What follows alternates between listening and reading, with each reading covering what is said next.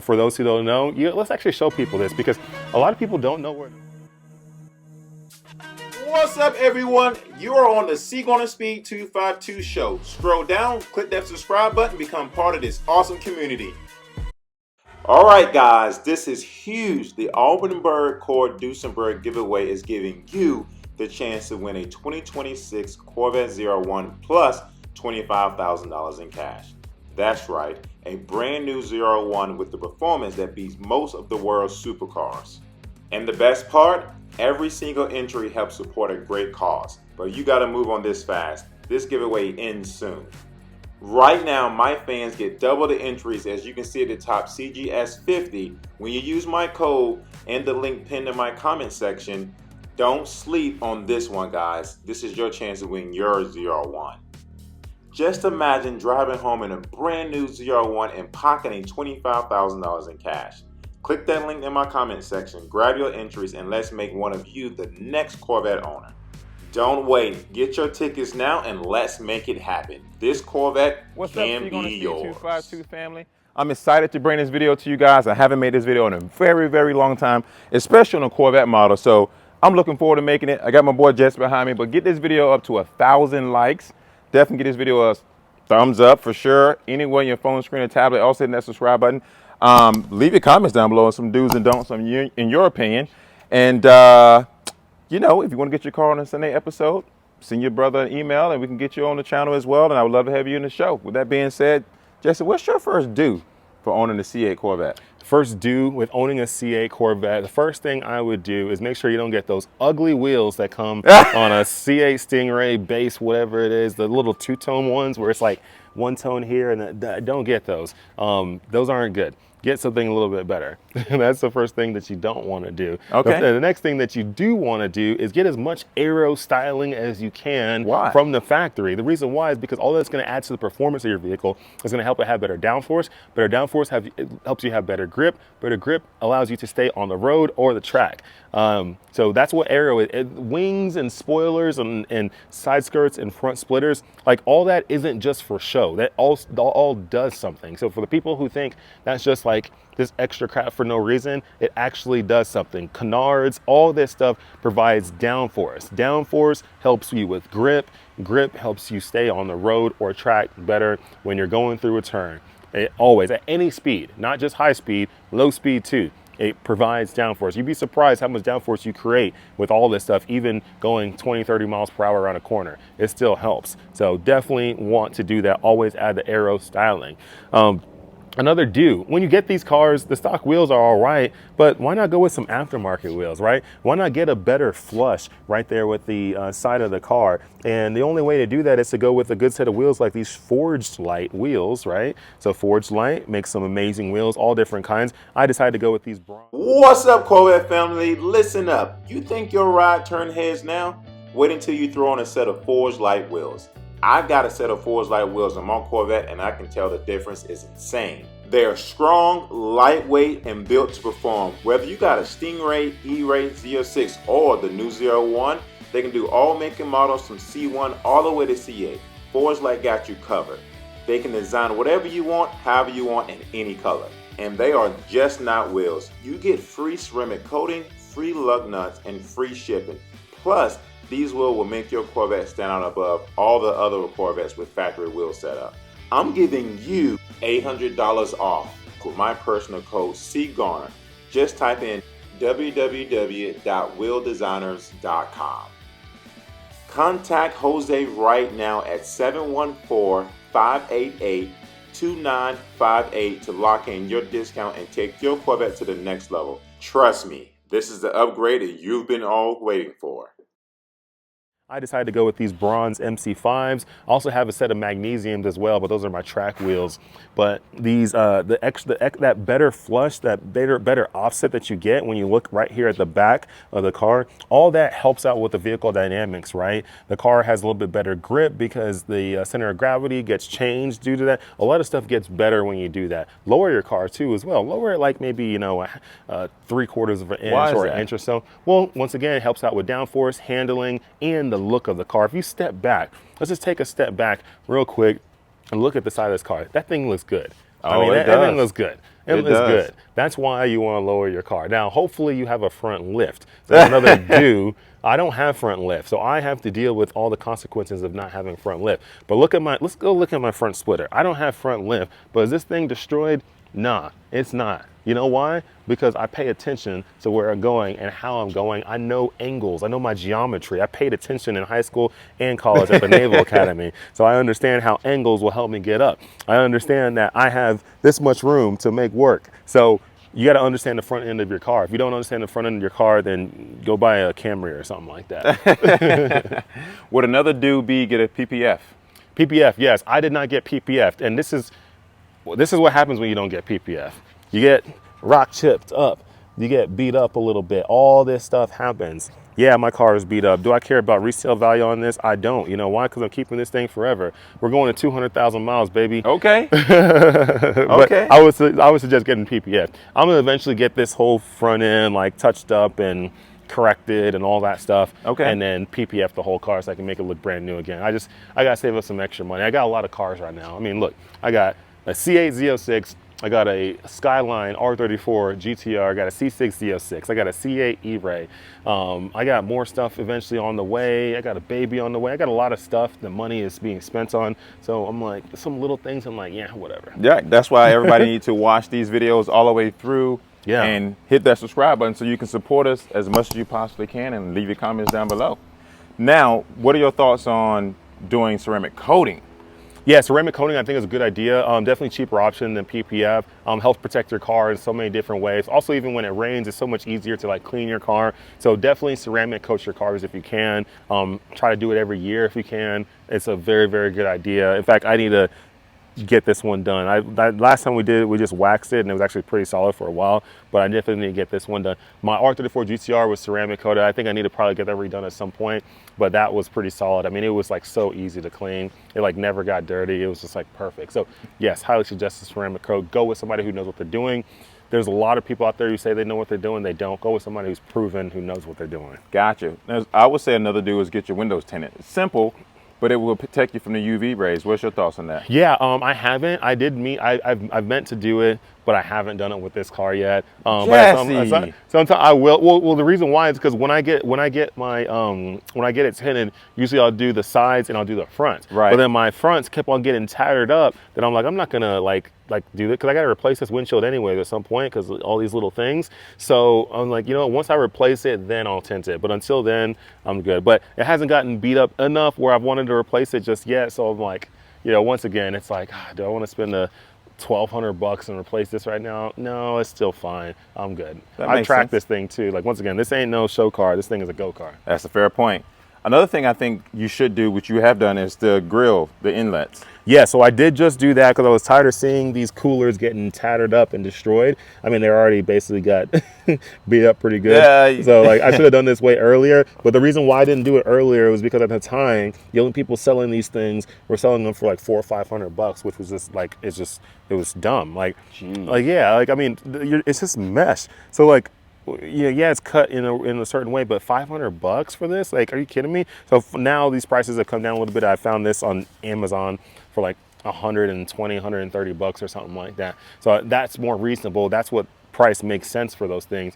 All the companies, when these cars come out that are just selling things for just ridiculous prices, it's just gouging. It's like not even, I mean, I know we're in a capitalist, society, which is great, but it's fair. Something about be said about just being fair, right, and reasonable. And $500 for that is just unreal. Like, gotcha. It's like paying $500 for like a set of baby diapers. It's like, yeah, yeah, I can get that. Another thing that I always thought was a do that some people don't is program the inside of their car to their liking. I feel like a lot of people just don't do it. They just get in the car and drive it. With that, you can program your seat to your liking and push 1 or 2. Your stereo system, whatever the case may be. I think that's important, but what's your thoughts on that? Yeah, I think definitely programming it to your liking is really good. I make sure that my seat is programmed to me, so where when I come in, it fits to me. It comes up where I like sitting with my seats up a little bit more, as you can see right there. I don't lean back because leaning back is not a good driving position. Really? No. You need to be up closer to the wheel. Your arms need to be relaxed. You don't need to be leaned back. Like, it's not good for your back, your neck, and all that stuff being leaned back like that. So I sit more straight up in my car because that's how you're supposed to sit, and it actually just works better to drive. It makes it's a safer way to drive too, because leaning back, you don't have full control of the car the way you should. Now, would you say another dude was getting these seats? Yeah, so I got these ones. These are the GT2 seats, I believe. I forget what the different names are, not the competition ones. They work pretty good on the track. They're not perfect on the track, but they work pretty good. I probably honestly should have went with the competition seats, but once again, at the time, I didn't think I was going to be tracking this car a lot. So I was like, oh, whatever, I'll just go with this. But I mean, it's a good option for definitely touring. It's a good hybrid between touring and going long distances and tracking. Like, it works for both. Okay. But obviously, competition ones would have worked even better for the track. Okay. Now let's go over to some don'ts, because that's really important too. I would probably say another don't is buying cheap tires. If you're buying a used Corvette and the tires are worn out and you decide to buy cheap tires, it's a bad idea because you can end up in a tree, a ditch, or whatever. So what's your thoughts on that? That can happen. Yeah, don't go buy cheap tires. Now, it's okay to go buy used versions of the OEM tires, right? So you can go on like eBay and find, you know, some good condition used Michelin Pilot Sport 4Ss, right? In fact, we just did that for the E-Ray. My E-Ray, one of the tires wore out pretty good on the inside. I don't know why, but it did. And because of the tracking lamp you got now, get it? Yeah, I don't know, but anyways, we're getting it replaced. But then we're just going with a used set of Pilot Sport 4Ss on eBay that are that don't have a patch in them, that are still good. They're like 30 seconds or whatever, 30 seconds, so they're still good condition, and they're gonna work. They're gonna last. They're good. But I wouldn't say, like, they're cheaper, right? They're obviously, you can get it for 300, 400 bucks each versus 600, 700, 800 bucks each. But it works good, and it's a lot better than going and buying like an actual, like, you know, overseas cheap tire that doesn't handle good, that's brand new. I'd rather get a used Michelin Pilot Sport 4S than a brand new crap tire. Ah, that makes sense. Yeah. That totally makes sense. Now, I would say this is a personal preference thing. I definitely experienced it, so I would definitely say this is a definitely not do. Jesse may agree because he's a track enthusiast. I would say avoid, you know, don't street race. Yeah, definitely don't street race. There's people who have done that in these cars and wrecked. I remember I bought this car, and maybe within a few weeks, somebody messaged me on Facebook, and they're like, hey, you know, just be careful out there when you're driving. You know, my uncle or whoever has a C8 Stingray, and he was driving really fast in the rain, and then he wrecked, and he died. Like, wow. Yeah, it was like that, like, within like a day or two of that happening was like when this person reached out to me. I'm like, holy moly. And I'm like, wow. Yeah, you know, these things handle really good and they have really good grip, but yeah, don't be out there racing on the streets. If you want to do any kind of high performance driving, get to a track. Go to a drag strip, go to a road course. Don't give me that crap that, oh, they're shutting down a lot of tracks. Yeah, some tracks are getting shut down, but just because a track isn't like 5 minutes from you doesn't mean that you can't get to it. If it's an hour away, get to it. If it's 2, 3 hours, 4 hours away, get to the track. Like, it's okay. Like, for the people who want tracks to be literally in their backyard, like, you know, you can't have everything, right? Like, unfortunately, tracks aren't going to be in your backyard. That's why some tracks are going away, because unfortunately, some of them are in people's backyards, and the neighbors are complaining about the noise. So yeah, they have to be out and about and away in cornfields and stuff for those tracks to survive. So go to the drag strip, go to the road course. People who drive fast on the street and think that they're a good driver, like, it's funny to me because you're not. Like, you don't know. Like, if you've only driven fast on the street and you've never been on a track, you're most likely the person who, when you get on track, you are the one who, like, oh crap, you're like driving 10 seconds off the pace because So I highly suggest get to the track if you can. High performance drive there. Don't do it on the street. That makes sense. Now, this is also my personal opinion, but Jesse may disagree or may agree. Another thing I don't think you should do is overly mod the car and not tune it to where it should be.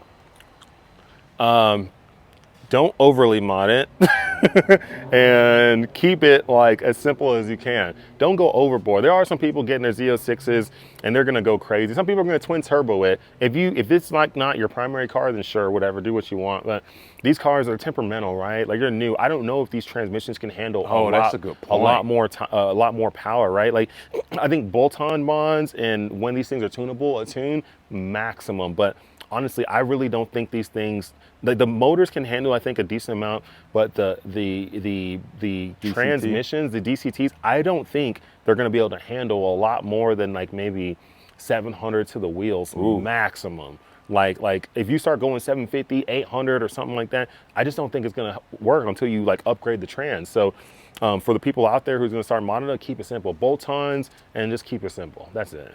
Are you planning on modding this car as far as bolt-ons or twin turbos? I'm not going crazy like that. No, okay. No, I'm doing aero and suspension is my new thing. In this stage of my life, the big power stuff I'm like done with. Like unless it comes big power from the factory, but like the aftermarket big power, I can't sit here and say that, you know, somebody who, you know, maybe like barely graduated high school decided to start their own shop and then makes these kits for cars and then like claims that they're the best engineering marvel in the world, but they can barely even like spell, and all of a sudden I'm expecting them, like trusting that their stuff is gonna like work on these cars that are highly engineered by very, very intelligent people. I don't get it, you know, like people put a lot of faith in some people that they shouldn't be putting faith in. So I'm not saying that's for all shops, but there are some shops out there who, you know, like I've seen plenty of shops in the Mopar world and the Mustang world where there's literally people who barely graduated high school, but they're good with their hands and they start their own shop, and all of a sudden they're like creating products for vehicles and claiming that they're this and that. And like, dude, you can barely even like write yet, let alone you're thinking that your engineering is going to be like capable to be compatible with these highly engineered and thought through cars. Like it doesn't even make sense. It doesn't even make sense. Like it doesn't make sense at all. Just think about it, guys, for a second. Yeah, that's really the next time you put in your car in the hands of somebody to highly modify it, what's their intelligence level at? Just yeah, you make a good point. Another thing I would suggest you don't do is don't put the wrong gas now. I've seen a lot of people post things in forum, and I accidentally put 87 in my Corvette. What should I do? Should I drop the tank? Should I run it out? Jesse. So if you accidentally put lower quality gas in it, which it doesn't make sense to me, like when you own these cars, I mean, unless you just went from being an economy car guy your whole life to one of these, there's no reason you should be touching 87. In any car that you drive, always just put premium in it. It's like a few dollars more. When people like complain about, oh, you know, I don't want to use, you know, because it's more, like, think about it. Every time you're filling up that gas, like between premium and the lowest grade fuel, you're at $5, $6 more or something. Like you're gonna go spend that no matter what on something else. You go buy like, this is like $4 at the gas station, by the way. Like you're gonna go spend it no matter what, you know? True. So yeah, spend the extra money on good fuel. But if you do accidentally put bad fuel in your car, what do they do? Would they buy octane to put in there? Octane booster, but you don't honestly have to do anything. Just don't drive the car hard. Drive it out, but don't drive it hard. So just be chill. Like when you fire it up, be very, very chill on the car. When you drive somewhere, be very, very chill on the car. Do not floor it ever until the whole thing is run out. If you can, go buy some octane booster, throw it in there. I'll show you the octane booster that I trust the most. Heck yeah. So the octane booster I trust the most is Torco. So this Torco right here, Torco high octane booster, this is the one, the Accelerate, whatever, this is the one I trust the most. Nice. Use that. There are some other ones too that I've used before that I believe kind of work. This is the only other one I would trust. Oh, is a Lucas Oil yeah. octane booster. This is the only other one. But basically these two are the ones I would trust. Besides that, all the other ones, I can't speak for them. Gotcha. That makes sense. I would also say, Jesse, I'm going to throw this in the video because I've obviously seen you do it with all your cars. For people who don't drive their car enough, do not let them sit, because you will need a trickle charger. If not, you may need one anyways. But yeah, so trickle chargers, I'm using one right now. I have two of them. I use one on this and I use one on my C6 Z06.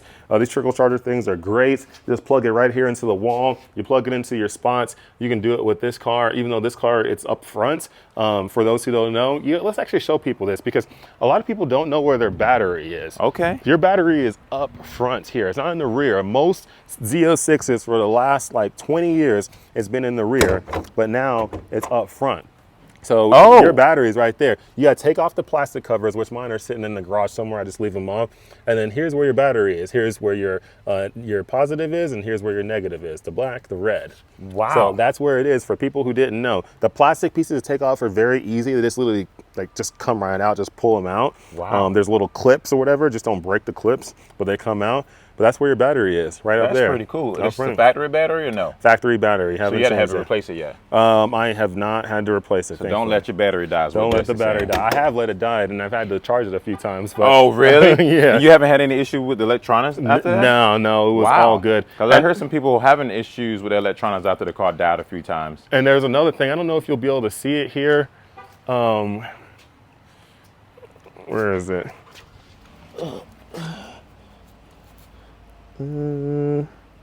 I forget where it's at. But anyways, somewhere over here, if your battery does die, you got to pull this little thing in the door. It might be here or there. Oh, I can't remember. Yeah. You pull it so you can open up the door. And then after you do that, for you to open up the trunk, because the trunk is electronic, you got to go underneath like your brake pedal or something like that. You'll see it in there. There's like a little like line that you could just pull, and you pull that to open up the trunk. So you got to pull this first thing or whatever. You experienced that when the battery died. Yeah, so it's like a couple little things you got to do, which is very frustrating because on the C6 Z06, you can just use your back key to open up the trunk easy, and then you can get in there. Or if you, let's say you don't have that or whatever, there's other ways to get in the car. So, but yeah, for this, you got to do this little thing to open up the door. Then you go in there, you pull that to open up the trunk. I wish they would have just, or the front. I wish they would have just put a lever right here to make it easy, but they didn't. I agree with you. I don't know. I totally agree with you on that one. We got our dogs right here. Got the babies outside. What's up? They see that dad look. They're excited. They're excited. They're cute too. Look, oh, golden doodle. Oh man. Oh, dad. He's like, Dad. Dad. Look at him. Dad, you can't give him all the love. You got to show me some love too. Come on, Mom. Pat me just as much as Dad's pat Dad. That's so funny. He's like, cutie pie. Well, Jesse, can you think of any more don'ts when it comes down to owning a C8 Corvette? Yeah, don't be the person who lets their car sit forever. Go drive it. Don't be the person who, when they drive it, they drive like an a-hole, right? Drive it, have fun, but, you know, be respectful. Don't be the person who's out there never ever doing maintenance on it because you drive it only like, 3 times a year. You still got to do your maintenance. The car still needs love. It needs attention. Don't let your batteries die if you can. Makes sense. At the end of the day, just drive these things. They're meant to be driven. No car is meant to sit ever. All my cars get driven. They all get miles put on them. Even if it's just like, one day a week, they still get driven. So weekly drive your cars, even if it's just going quickly to the gas station or going to the grocery store, going out to eat and coming back. At some point, just drive it. Even if it's a couple miles a week, just get them out there, drive them. They're meant to be driven. It gets all the fluids and everything flowing, everything going good. You don't want stuff to sit. When it sits, it goes bad. Just like your mind and your brain, if it just sits, it rots. Like, keep things going, and life is good for these things. Awesome, man. Well, Jesse, we appreciate you showing your do's and don'ts when it comes down to C8 Corvette, man. Yeah. And we can't thank you enough for the Corvette community and all the information you have provided to us, especially a guy who drives their car regularly, who has a lot of miles in their Z06 and a lot of miles in their, multiple Z06s at that. And just the overall experience you have provided with these cars, man. So, guys, thank you so much for giving this video a thumbs up if you already have. Thank you so much for hitting that subscribe button if you already have. And yeah, if you want to be on a Sunday episode, definitely send me an email. Let's get that figured out. And I will see you guys in the episode of C8 Speed 252. We out.